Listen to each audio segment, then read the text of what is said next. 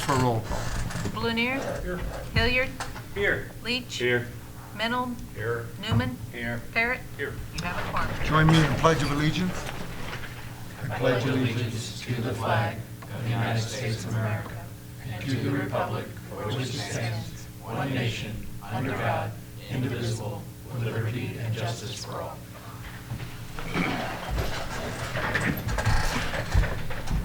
There is no public hearing tonight, no presentation, special reports, no public comment, obviously. So consent agenda is the approval of the minutes, regular meeting May 6, 2024, and the approval of the bills. If we could have a motion.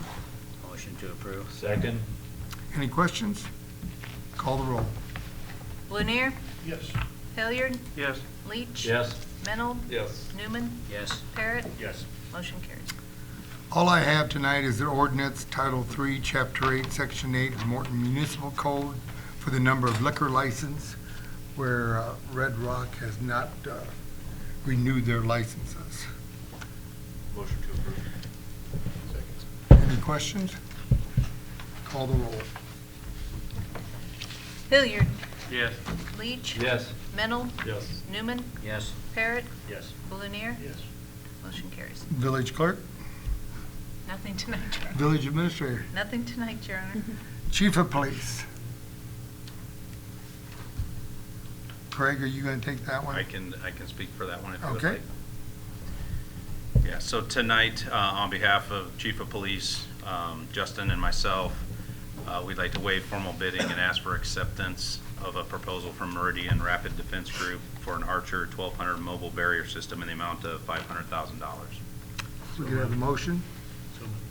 Second. You want to make some comments? Yeah, just real quick. I think we've talked to all of you. I'm not going to pretend that there wasn't some questions and, maybe a few of you against this. But I also, working with the mayor on this over the past probably 5 to 10 years, we felt like we had to come up with a solution. So this is what we brought forward tonight. We've been through multiple live demos and done a lot of research on this. And what we have in front of you is the purchase of a system, but most importantly, 50 barriers that are 2 foot wide, 3 foot high, 4 foot long, as you've seen, and they're made of 700 pounds of steel. But the big thing is they're mobile and they can be moved by one person. With that, we believe there's a need for a mobile barrier system.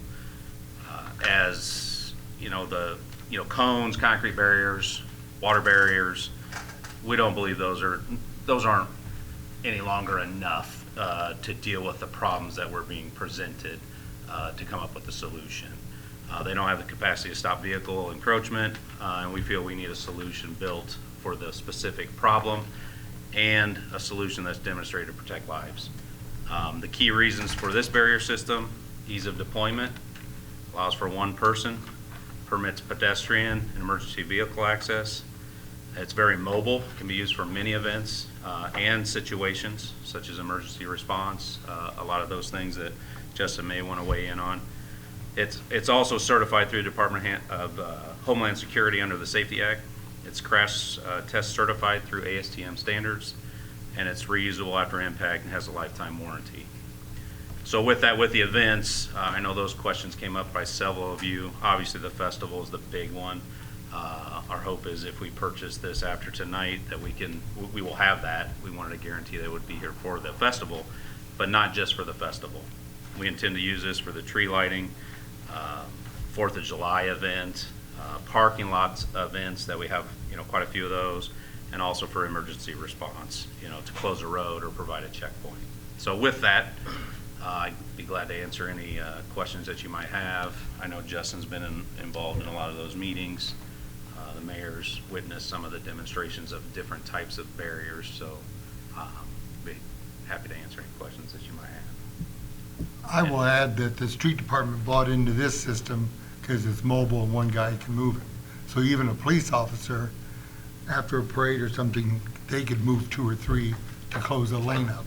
So was planning, I think, buying several of those tiny little, machines you want to call them, where they're locked up somewhere where they're easily gotten to for somebody to move them. So I think they've thought of a lot of things. I think Justin can weigh in on like a fire instance, to blocking roads and that, but a lot of effort has gone into it.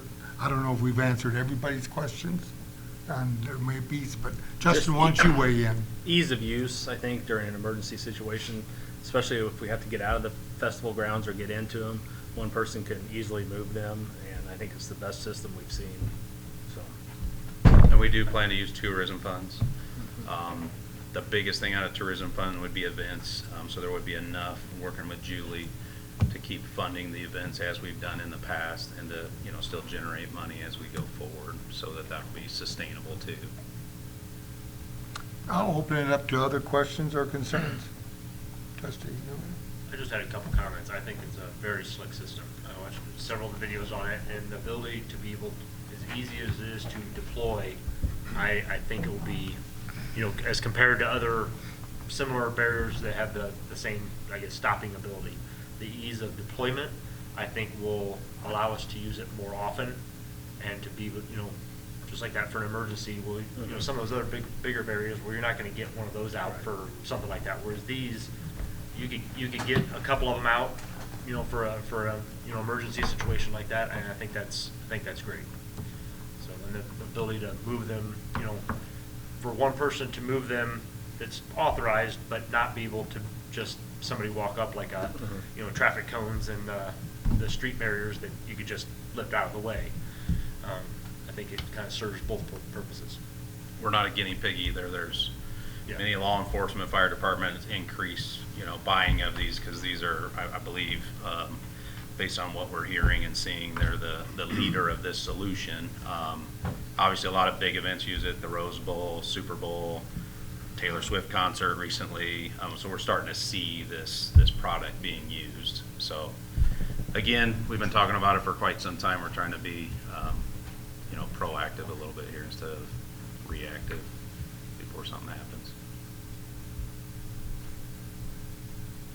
Go ahead. If I Trustee may. Newman? I would agree that we need to up our game a little bit as far as protection of the public during the Pumpkin Festival, which is the primary driving force behind purchasing these things. I believe that we could accomplish the goal of protecting with methods, equipment that would be a fraction of the cost of this system. Combination of, again, of Jersey barriers, water barriers, type 3 barricades, properly deployed, located. I think all the issues of access can easily be addressed. Might be a little bit more difficult to deploy Jersey barriers in particular, but again, for the festival itself, it's not out of unreasonable to expect to spend a few days with a few people to deploy all the barriers that would be necessary set up around this festival site. Some of the concerns about rapid deployment in, you know, such as, say, protecting Main Street prior and immediately taken down immediately after the event. Again, that can easily be done with vehicles properly placed to barricade the north and south ends of the street. There are a lot of creative things that can be done to provide protection at a fraction, probably 1/10, even if we purchased a lot of the barriers. I know we got 18 barriers sitting down at the sewer plant right now. If we didn't even want to use them, just buy all New Jersey barriers. It'd be a fraction of the cost we're talking there. As far as the deployment of use of these devices for other emergencies, I can't envision the fire department or police department, you know, in an emergency event where they're, you know, trying to control traffic, that they're gonna go through the effort of pulling these suckers out and deploying them. I think we're trying to justify the purchase of something for other than the Pumpkin Festival. I don't see it being being used. I really think this is really a waste of funds. I know the funds are there, but that doesn't make a difference. Just because we have the money doesn't mean we should be squandering it. And I feel like that's what we're doing here. We're squandering a lot of money on a system that is not necessary. And if I could add, Trustee Newman and I discussed this, and obviously his experience goes way back too. So with barriers, water barriers, we had talked, and I think those are stuff that could be done for a fraction of the price. I don't disagree with that at all, and you and I discussed that. I think the direction that we pushed, and you and I, Mayor, have talked about this for 10 years, is really as we got into this extensive search, really the bigger than the deployment to me is really, and like I said, I think it's in front of you guys tonight, is really the ASTM crash testing data. It is, it's the liability concern. So I did talk to the, Pat with that. Unfortunately, he's not here tonight. That's stuff that the other barriers don't have. So that's my only thing with liability, with me bringing it forward, and the chief is bringing something that has the data to back it up, with hopes that liability is minimized in the event that there is an incident. So I just don't believe Jersey barriers qualify for those type of, that data for those situations. We could set them up and do that. Well, I think we just need to understand the liability that's out there if we do that. That was my only fear. I'm not questioning that. I'm just saying I think the Safety Act, Department of Homeland Security, and ASTM crash testing data, these were done under, different scenarios, with different vehicles, and there's at least stuff to back that up. That's the reason why, I think we could definitely set it up as checkpoints and still accomplish the same thing. Obviously, it's not as easy to deploy, but that's the only thing that we could not find with barriers and water barriers is that type of test data. That may be the case, Yeah. but you're not going to tell me that a couple of Jersey barriers placed across a road is going to be any more effective than these devices. And you and I discussed especially, that. Yeah. Especially travel distance. Yeah. These devices have to travel some before they're going to stop the vehicle. That Jersey barrier, and if you're concerned, put two back to back. I'm not saying I'm concerned. No, I'm saying when you put them just and saying, people die or get injured. As far as the liability, what I see here under the Safety Act is protecting more the manufacturer than the user. Well, the seller, for sure the seller, under the Homeland Security, it protects Yeah. the seller. So I The did call seller- Pat. I'm not arguing with Yeah. you, but Pat said 100% your liability is very low with using something that's got the certifications behind it. I'm not arguing with you. I agree. You could put a Jersey barrier. It could stop traffic, for sure. I agree with Trustee Newman in the fact that the Jersey barrier will be able to stop that. But the issue with the Jersey barrier is the equipment that you need to move it. And in the event of the festival, for example, it's going to be tough, if not impossible in some of the cases, to be able to get the equipment necessarily to move those Jersey barriers out of the way, where the Meridian barriers have a much easier ability to move them. And you're also, I agree with you, that the police and the fire aren't going to be moving these at a large event that they have for fire. An example I'll use is lumberyard suppliers. But who is available, and we did utilize with that, and we've utilized it other situations, fire situations for the main part, and some of our tornadoes, is we're utilizing Public Works to get those barricades and bring them to our site. So with Kip Toffer and his people being able to be trained with that, they would be able to be dispatched out and come to our location wherever the police and fire are located and get those set up for us. So we had the big fire over here on Detroit that multiple times going back to. We've had a few others. Like I said, we've had a couple of tornadoes. We had the Mother's Day tornado early 2000, about 2003 roughly, and then we had the one out in the field shopping center in about 98, 99 that come through there, and it would have been nice to have some of those to help block it up. The vehicles do, but you have so many vehicles to utilize. I think that the vehicles is a good situation to use there at Main Street because we've got the fire truck now there, and I think that you can open it up if you need to.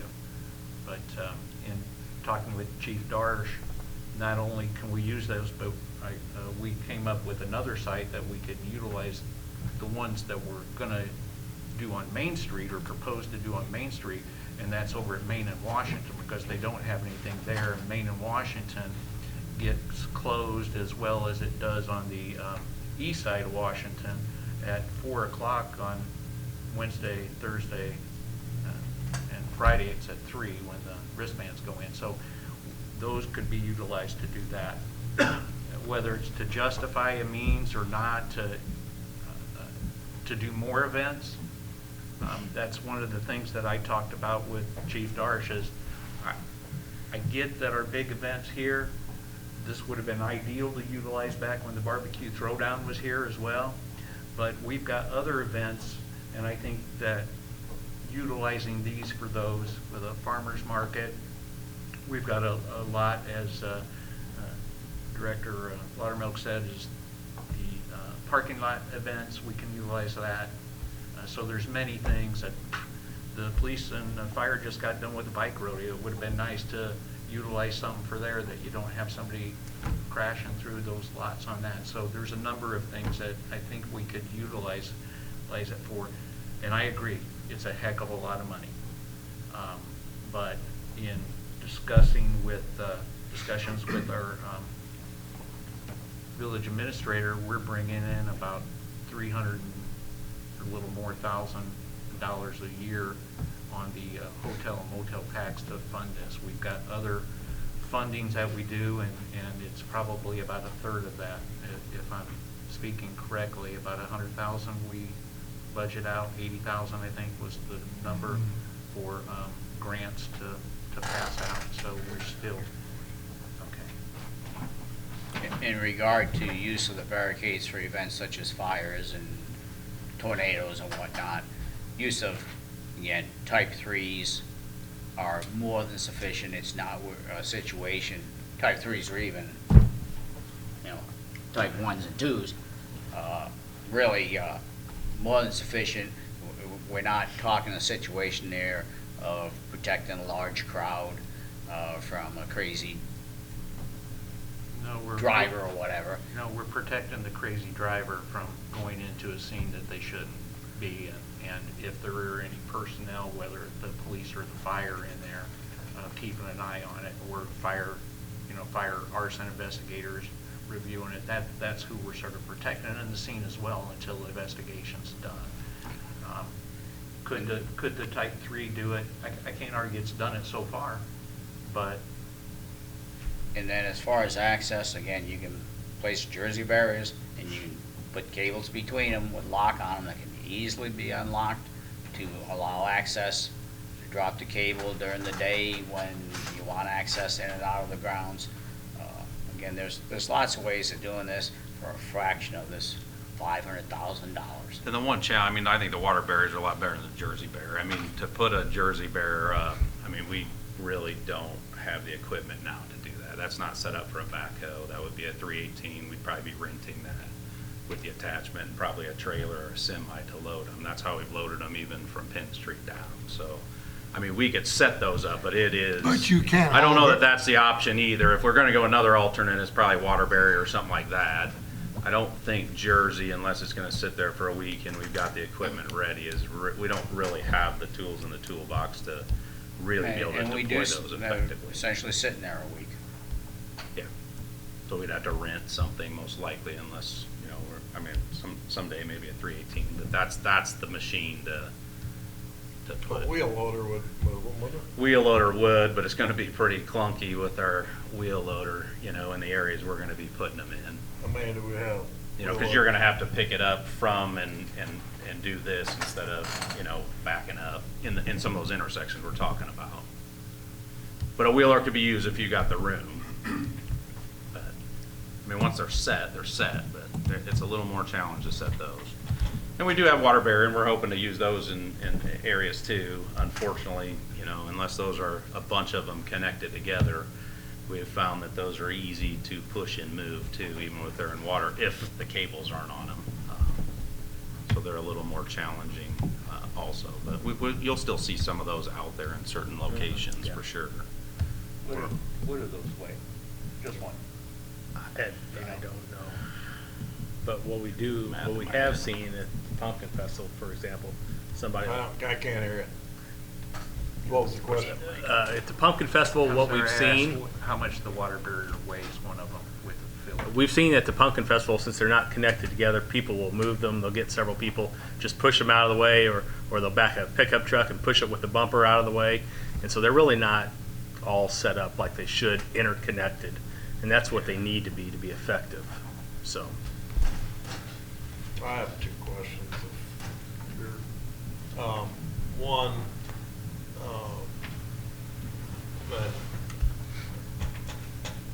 first one is, how far down Jefferson are we gonna close off the side streets for the parade? Because I'm the barrier on it's either 3rd or 4th Street. When they close the side street, then we set our chairs up there, so. Are you gonna set up these on side streets going east on Jefferson? That's the unfortunate thing. They are very expensive, so there's 50 of them. So we're not going to be able to, and Trustee Hilliard and I discussed that today. Main Street's one of those, and I had sent the email out basically showing the placement that they put together, the plan. But Main Street, Madison, some of those key areas, where there's long runway distances, those are the ones that we intend to use this for. Obviously, we can't close off the side streets. That's not going realistic, clear out. Not all of Yeah. them. And then for emergency, and we've already talked about a little bit, but where are they gonna be? Go grab a trailer with a pickup truck. And Yeah. So our drag it out, intent. but there's still a few hours getting them set up. Yeah, so but basically you can set up, 8 in about 10 minutes if you were to set them up, get there. So there'll be trailers with this in the purchase. So they'll either be at Penn Street or 450 Detroit. Obviously, the festival's an easy one to discuss as we go through this, how we're going to take care of that. But in an emergency, it would take an hour to get somebody to get a truck, get it drug out. I would say by the time you get there to get the truck, hook up, we plan to have a trailer sitting there ready, especially you get 8 on a trailer. So, we'd have at least 8 to 16 ready to go if chief or one of those called us. The cost is, it's always a concern for me, all the stuff we buy here, and we're very fortunate that we have the ability in this village to have the equipment we have. Yeah. And you and I discussed that for sure. Yeah. Street department, police and fire, all the new equipment, very up-to-date equipment, up and down. But as long as we use it, it's not a tool that's sitting back in the shed and somebody, oh man, we gotta go drag it out. But if it's Yep. part of the, We need to put the money where our mouth Part of the is. action You mentioned plan. that to me. Yeah. You said that, And so, I'm saying- and I challenged these guys, I'm Yeah. like, we get this, Yeah. we gotta We'll use use it, them. so don't be not as long using as it. it's Yeah. part of the action plan, Yes. that's We- what we do. We And- used to have that street party on Main Street with the food, and I've had other people now talking to me about wanting to do different events on Main Street and block it off. We're gonna have to have something sustainable for that. Trick or treat, yeah. A couple things occurred to me about this very quickly. If you save one life, it was worth it. And if these are a better barrier and they can stop traffic more effectively, it's been proven statistically, I think it's a no-brainer. You invest in it, and then you use it. And perhaps the fire department and the police department have not used the barriers because the other ones were so cumbersome to use. Maybe they will use these more often because they're easier to use. A trailer full of 8 of them and a jack, you got to set up in 10 minutes. You couldn't do that before. So,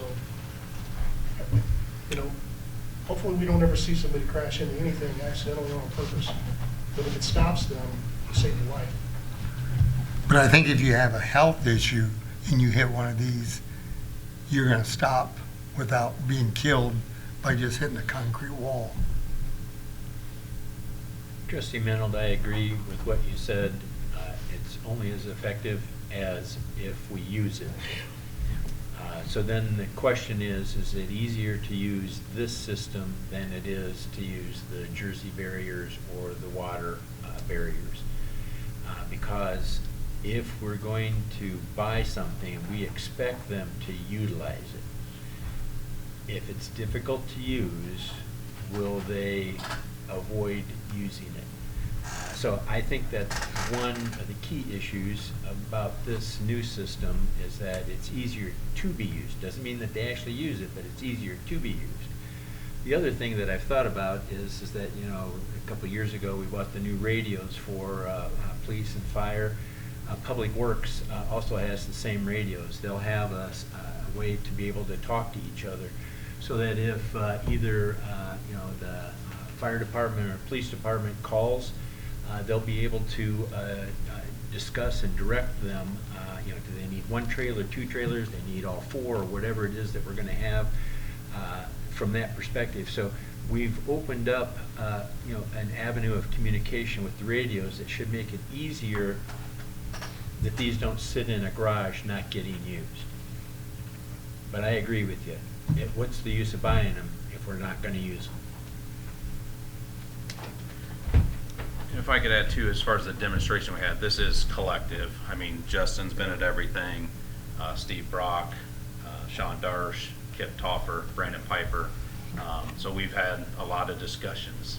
There was the previous one that we all kind of liked, but then street department kind of was like, you know, that was not, you know, cotter pins on their knees, you know, a lot. It really wasn't. Might be gonna rain, effective. snow, So- ice, and you're on your knees, and it was open. And the mayor was there and took time, multiple meetings, and I mean, you've grabbed this and you've moved it, I moved right? it. So we want to make sure he wanted it. I said, well, then move it and show me what you think, you know? So, I mean, I think this was proof that, you know, even the mayor could move these very easily. So with that though, We don't intend to use it. right, what we're actually saying though is that if we approve the purchase, we expect them to be used. 100%. The last They're thing going to we be, want to yeah. hear is that it's been sitting in Right. Penn Street and it's got other things piled on top of it because it hasn't been pulled out and utilized. And as a challenge, I think we owe it to all of you and the citizens that we'll document it, Yeah. and maybe in a year we'll come back and Yeah. tell you what events we used them for. Right. Yeah. We realize it's a big purchase, and with all due respect to Trustee Newman, that I've had a lot of conversation with, yeah, it is expensive, and there are other things we could use. I'm not arguing that. I just struggle to bring that forward, and I think you guys are the ones at the end of the day for us to present it. And if you came up with a plan with water barriers, Jersey barriers, and we've worked through the liability and all that, I mean, those, I'm not gonna sugarcoat, those are things we could use. We could use that. But at the same token, our street department has bought into deployment of this. We've done that on hiring individuals, we're doing it with equipment. We're not trying to buy something and they're not cooperating. And fire and police have bought in, and I do appreciate them. At the end of the day, we want to help them deploy, but we don't expect to get a call at midnight to say, hey, I need to move 2 of these because I need to get a car through. So, I mean, I think they've stepped up. I think in the purchase, there's 6 of those haulers. They'll be in each department's hands as far as street, police, fire. So they'll be able to move those if they need to. And we can go back to doing what we're doing. Director Laudermilk, I'd like to see some kind of a training with the guys so that come some of the events, they're fresh. One of the selling points on this is the ability to get things moved rapidly. The more you practice at it, the better you will be at that. There is Yeah. training in this. They will provide training to all of us, certified training for us. So, But I'd But you- like to keep Yes, up on it, to keep because it going. if Yep. you don't keep up, then you forget. Yep. Yeah, forget. And you still are carrying a 700-pound piece of steel around. So. Right. But you're correct, Trustee Hilliard, the entire department, street department and other departments should know how to deploy them. Because vacation, somebody's gone, no one or two people should have to be there. Well, we talked about different emergency situations. I mean, we can plan for the 3rd of July fireworks. We can plan for the pumpkin festival. We can plan for the farmer. What we can't plan for is those emergency events, and we need to be prepared to, and even if we have, practice runs where the fire department's working on a training day and they're part of it and go call out and set stuff up. Yeah. We did It have would be one, awesome to see that. one individual end up driving into the farmer's market, got in driving the car in where the people were walking. So crazy stuff does happen. One little quick thing, not to belabor the point, but I thought, me being practical, I thought, we got all these tandem dump trucks. Well, I mean, be a great barrier. Well, then I thought, well, wonder what one of them costs. Have somebody plow into one of them, then pretty soon you can afford these barriers. Yeah, I mean, About 250,000. well, that's what I figured. And a 2-year wait. But then you have anyway, so it kind of brought it back into perspective of tearing up a wheel loader. If you have that across the street, not that it would make it not worth anything, but you tear it up, and then what do you got? Does anybody else have any questions? I'm just going to put it out there. I think this is the initial step. I see more of these being purchased down the road.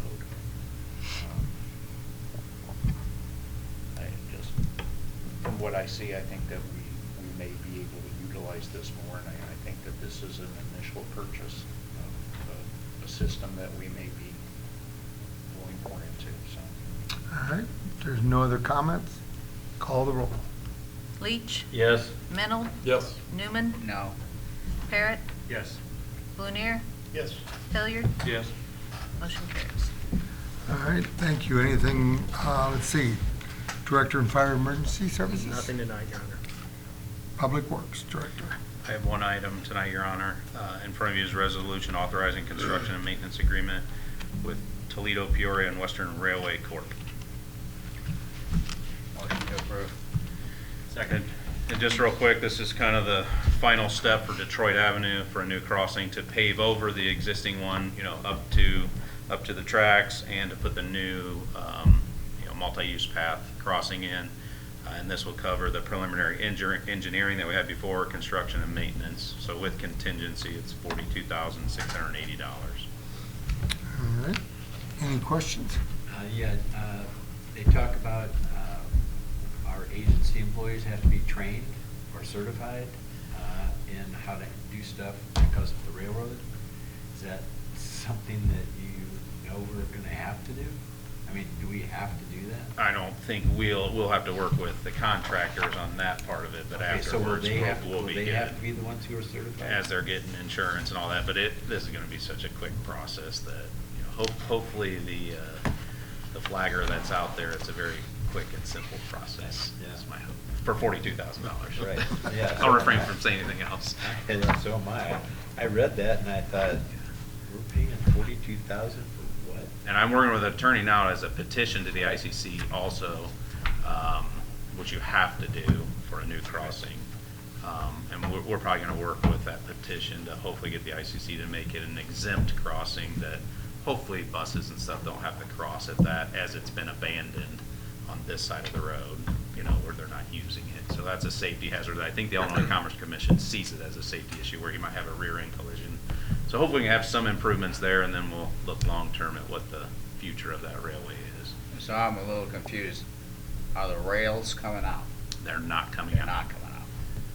But it's actually spray patched over right now, but the rails are there, so contractor have to clean that out, and then we'll just pave right up to the rails on both sides. Mr. Mayor. And put a new crossing in that'll be for the multi-use. We'll have to work around the rails there for the concrete. So will there be padding between the rails on the inside? No. So you don't bounce? It'll be nice and smooth with asphalt for the okay. driver. All right. Yep. The plan right now. Okay. Any other concerns? So they didn't have any desire to abandon that crossing? No, and I think you might be able to allude to some of that too. They have no desire to abandon anything from Tennessee Street all the way through to Roth Road. Not interested in abandoning it, selling it off, giving it away, anything. And the one user is Fort Transfer, or their parent company, CAG.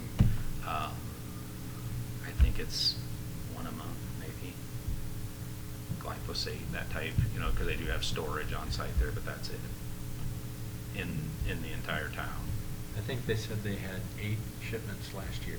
Is that what it was? To Fort. And the rail does not go west of Erie, but it's very overgrown and very unkept, so I was saying- hopefully this is the first step to going there. I will be honest, we discussed that,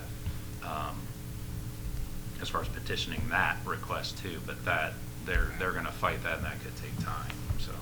But they're never gonna use it, I think someday we have to have that discussion. A lot of these agreements are kind of boilerplate, but kind of have the chuckle that, you know, you gotta notify the railroad and have, you know, have flaggers and whatnot. Heck, train hasn't gone down there for ages. And it's unkept, I mean, if you look on Google Earth at some of the old pictures, it's like, Well, we've done a lot of work along there for the railroad, I can Right. tell you that, So right? so the bridge that goes over the creek that's right behind there, would you want to see a train go across that bridge? We can't right now. Yeah. It's not rated for a locomotive right now, so it cannot physically go west of Fort Transfer as we speak today without significant upgrades Oh, yeah, I've to the seen truck that bridge. structure, You right? would not want So yeah, that. it's West deemed once. unsafe for Once. that. So, And then in. And then you have the, if I understand it right, the signals don't work on Jackson Street, so whenever they deliver to Fort, they have to have flaggers come out. every delivery, yeah. For those deliveries. They To were get the through train. last week. A train went through last week. Yeah, because I was sitting in my office, and the first time I You've could heard it. ever I haven't seen remember one for a a decade. train going through Morton. Yeah. So, all right, let's call the roll. Mennel. We Yes. need a second. We had a second.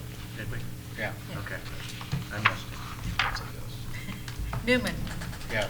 Parrot. Yes. Blunier. Yes. Hilliard. Yes. Leach. Yes. Motion carries. All right. Is there any, that's all you had, Craig? That's all I have tonight. Your All Honor. right. Village trustees, no, wait a minute, zoning and code enforcement. Nothing tonight, Your Honor. All right, thank you. Nice to see you here, Zach. All right, village trustees. Have anything? If not, if we could have a motion for adjournment. Move to adjourn. Second? All those in favor? Aye.